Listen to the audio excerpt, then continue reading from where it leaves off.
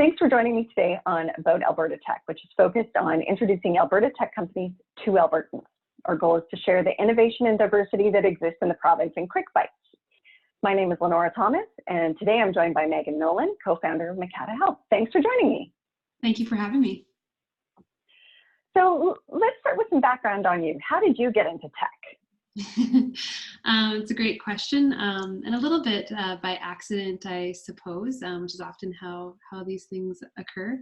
But basically, I was doing an undergraduate degree here at the University of Calgary in a Bachelor of Health Sciences. So I always had strong interest in health. And then at the same time, have always had a strong interest and passion for design. And so during my undergraduate and graduate studies, I was bringing these two pieces together by looking at how urban design impacts physical activity. And one of the problems in the field at that time, this is before smartphones became commonplace, if you can imagine such a time anymore, was how do you actually measure people's physical activity when they're out and about in their day-to-day lives? And when smartphones did come onto the scene, that was right when I was starting my master's degree, suddenly people had these little devices in their pockets that could collect really interesting data, like accelerometer data and geographical data and all kinds of things that would be really valuable to that kind of research. And so I started looking at accelerometer data from smartphones and how that could be used to predict physical activity. And that was really like popped open the door for me to this world of smartphones, apps, and that whole world. And so after grad school was over, I ended up moving out to New York and working at a startup to help them look at their data from their customers and use that to inform their product strategy. The working at the startup was a really amazing experience. Unfortunately, it was one of the many startups that didn't make it to that big level. But one of the things that I really enjoyed about the work that I did there was what's called user experience design. And so that's that kind of a lot of the same process, the research, the data, thinking about people, what kind of problems do they have, how could an app or a piece of software help them with problems, and then designing that software, whether it's like desktop or mobile software. And so after the startup, I landed at a firm called Moment Design and spent a lot of time with a lot of people who are a lot smarter than me and learned a lot about user experience design. And that's really kind of where the skill set that I bring to Mikata Health, and one of my favorite hats to wear at the company, I would say. But yeah, so a bit of a rabbit trail, but that's how it started. That's so neat. So what does Mikata Health do? Yeah, so at Mikata Health, our mission is to make it incredibly easy for clinics to deliver outstanding care to every single one of their patients. And what we found when we started the company, my co-founder Kyle and I, we talked to a lot of people, just asked them, tell me about the last time you went to the doctor. Like, what was good about it? What was bad about it? If you had a magic wand, what would you fix? And we had a lot of those conversations with people from a patient perspective, and we also had a lot of conversations with people from who worked at clinics. So the doctors, the receptionists who sit behind the desk at clinics, the nurses who help with a lot of the tasks and care. And one of the things that we observed is that clinics today are really kind of bogged down with these very kind of old-fashioned and inefficient processes, a lot of which have to do with communicating with their patients. And it takes away a lot of their time that they would much rather be spending on clinical aspects, like the actual care for people, the thing they got into to do. Imagine that.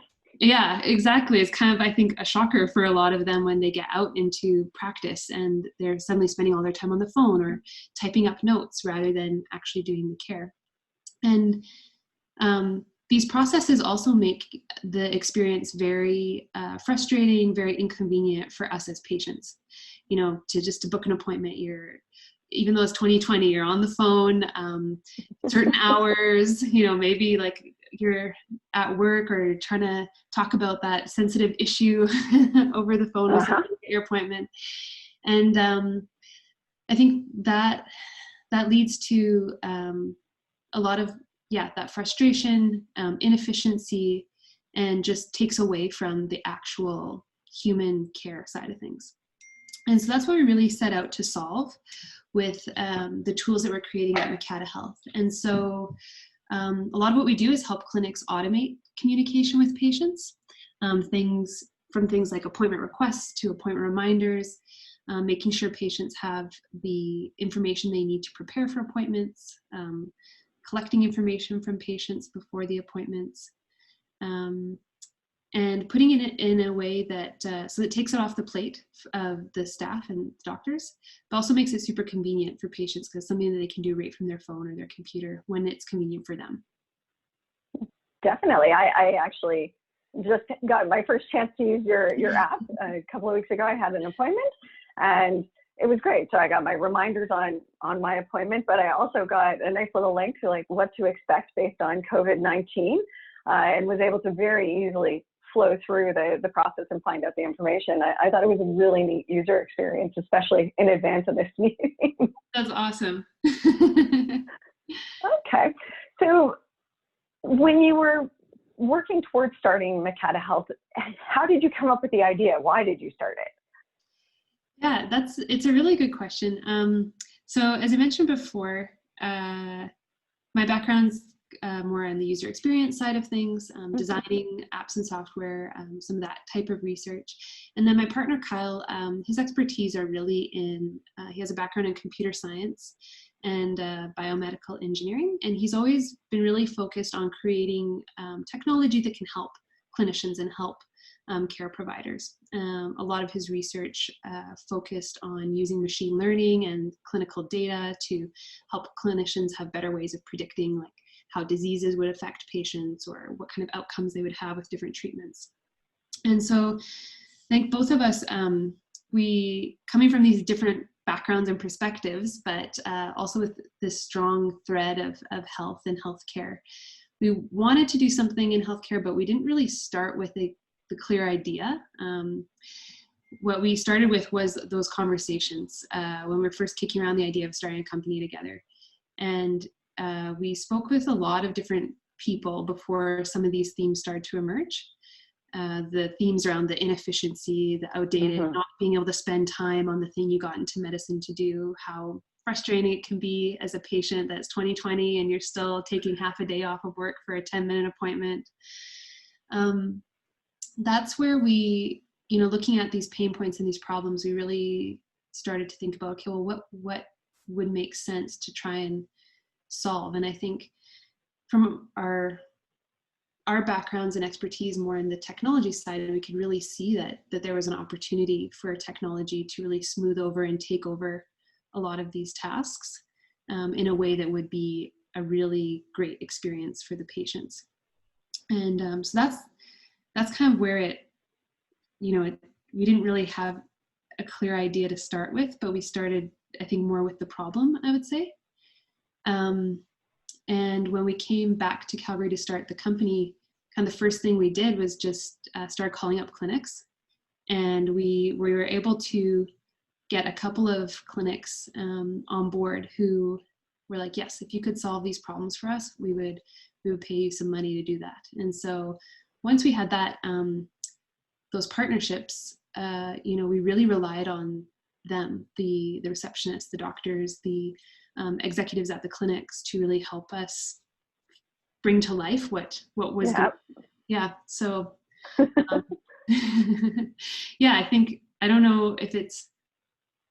I think a lot of companies, sometimes the person starting the company or some of the founders, they have that much more personal experience of the problem. We didn't necessarily have that, but when we were able to find our clinic partners, we were able to bring in that personal experience of the problem and then our backgrounds in technology to bring the idea to life. Very cool. Okay, and so you were in New York. What made you choose Calgary, Alberta? Another great question. Kyle's originally from Edmonton, and we met in grad school here at the University of Calgary. I'm born and raised in Calgary. And we went off to New York after grad school, where we lived and worked for 5 years.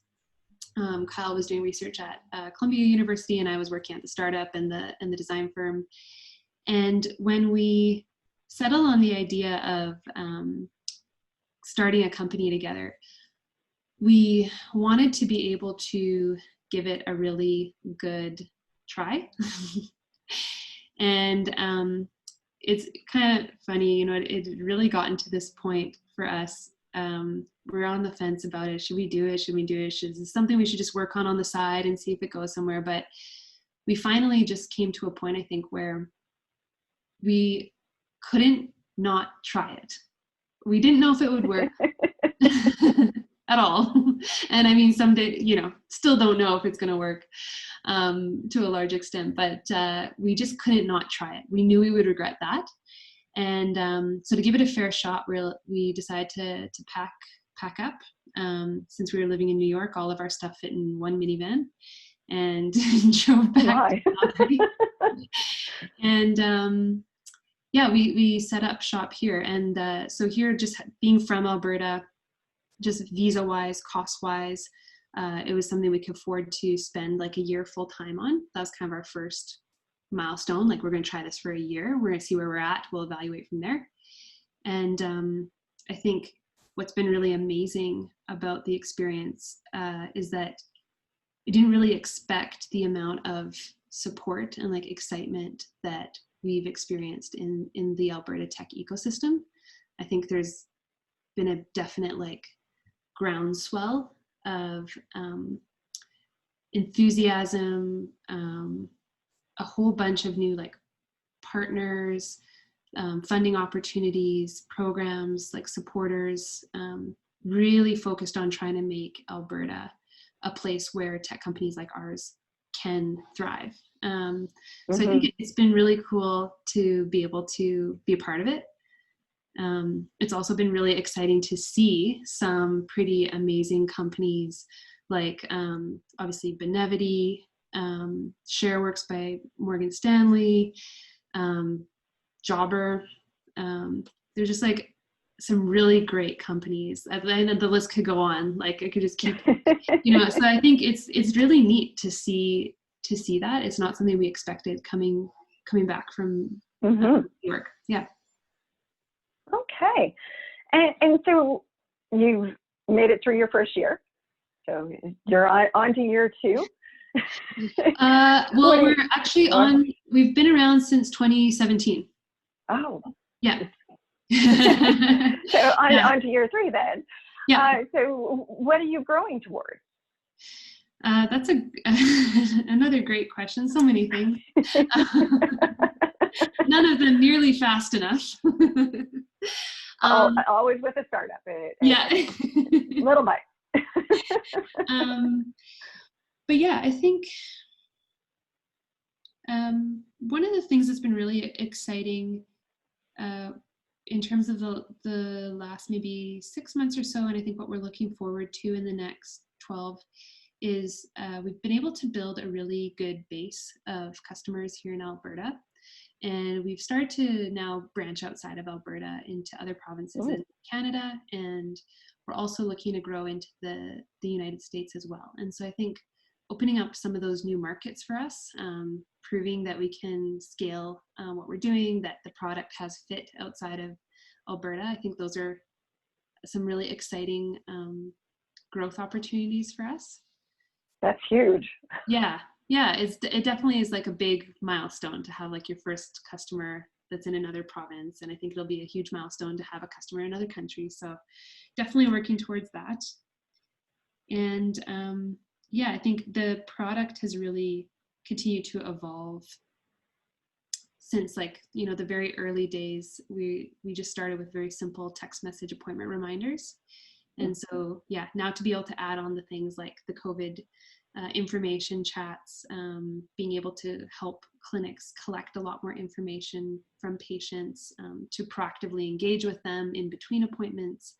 There's some exciting stuff that the product can do, and some exciting things we have on the roadmap. So that's definitely another place that we're looking to really show people what we can do, and like how going to the doctor can be different and better than what it is like last year or last week.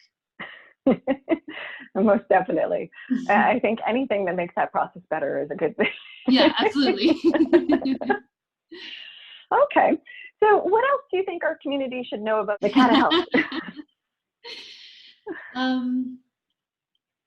Well, I think one thing that's important to know, and I think that's really been big for us, is kind of going back to that piece about growing a tech company, a high growth tech company here in Alberta. I think that, or I hope that people look at what we're doing and how we're growing the company, and that they see that, why not Alberta? It can be done here. And like I mentioned before, we've just had such excellent support, like from federal bodies, like NRC through the IRAP program, Alberta Innovates, so AI, their programs and their support have been absolutely huge for us. We have a group of investors, almost all of them from here in Alberta, angel investors who really helped us, be able to have the opportunity to take the company to the next level. And then, there's like a huge laundry list of organizations and programs here in Alberta. So I think I hope that when people look at our company and what we're doing, they see like that future of what is possible here in Alberta, and like what this ecosystem can become. Yeah. Well, I love it, especially, you are growing, and you got, was it last year you got the most likely to succeed startup award? I know, it's that, it kind of sounds like something out of a yearbook. A little bit, but still very exciting. Yeah, that was a huge honor. So in 2019, we were awarded the A100's One to Watch award. And so the A100 is a group of Alberta entrepreneurs, kind of been there, done that. They all have been a part of companies that have reached a certain level of success. And that award was voted. We were selected from a group of companies based on votes from that group. And so, I mean, for us, that's quite an honor to be picked out for that. And now we just have to live up to it. I am sure you will. Well, thank you so much for your time today. I really appreciate it. Thank you, Lenora.